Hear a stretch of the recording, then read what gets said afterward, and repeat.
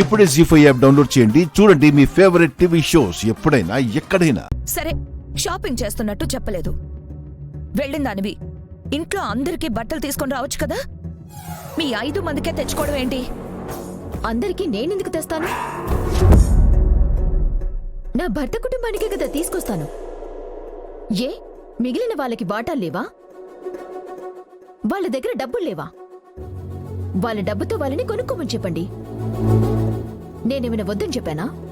ఆహా, కౌశికీకి ఎప్పటికప్పుడు వెనక ముందు ఆలోచించకుండా వాయిస్తా ఉండాది. అరే, నా ఫ్యామిలీకి నేను బట్టలు తెచ్చుకోవడం కూడా తప్పులే మాట్లాడుతున్నారు. నిషి, నిషి, నిషి.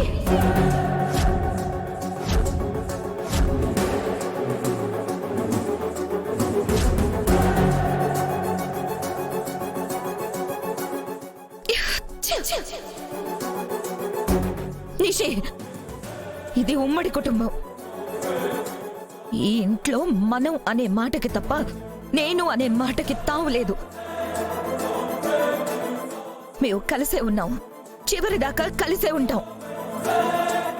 అలా ఉన్నాం కాబట్టి ఎన్ని కష్టాలొచ్చినా, ఎన్ని ఎదురు దెబ్బలు తగిలినా మళ్ళీ తిరిగి నిలబడగలిగాం. అంత గౌరవంగా బ్రతుకుతున్నాం. అలాంటి ఈ కుటుంబంలో మనుషుల్ని వేరు చేసి మాట్లాడడానికి ఎంత ధైర్యం నీకు? ఇంకోసారి నీ మాటల్లో అయినా ఈ కుటుంబాన్ని వేరు చేసి మాట్లాడకు నిషి.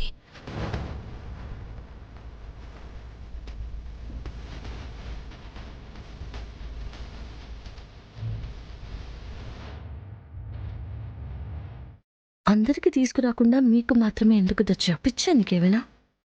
లేదా ప్రశాంతంగా ఉన్న జీవితంలో ప్రాబ్లమ్స్ కొని తెచ్చుకోవడం అంత ఇష్టమా?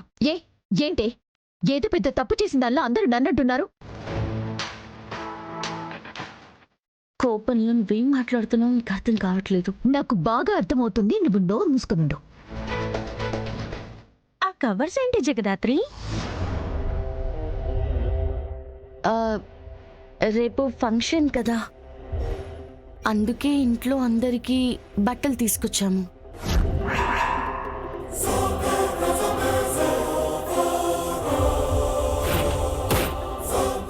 ఈ ఇంటి మనుషులు కాకపోయినా అందరికీ బట్టలు తీసుకొచ్చారు.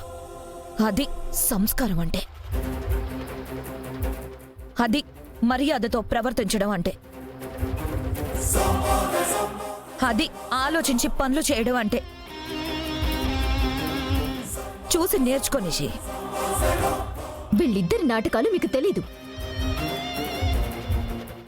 వాళ్ళు మిమ్మల్ని బుట్టలో వేసుకోవటానికి, మీ దగ్గర మంచి అనిపించుకోవటానికి ఇవన్నీ చేస్తున్నారు. లేకుంటే ఈ కుటుంబంతో ఏ సంబంధం లేకుండానే ఎందుకు ఇదంతా చేస్తున్నారు? సంబంధం లేదని ఎవరు చెప్పారు? ఇది మా కుటుంబమే. ఈ ఇంట్లో ఉన్న వాళ్ళంతా మా వాళ్ళే. జీ5 యాప్ డౌన్లోడ్ చేసి అన్ని ఎపిసోడ్స్ పూర్తి ఉచితంగా చూడండి.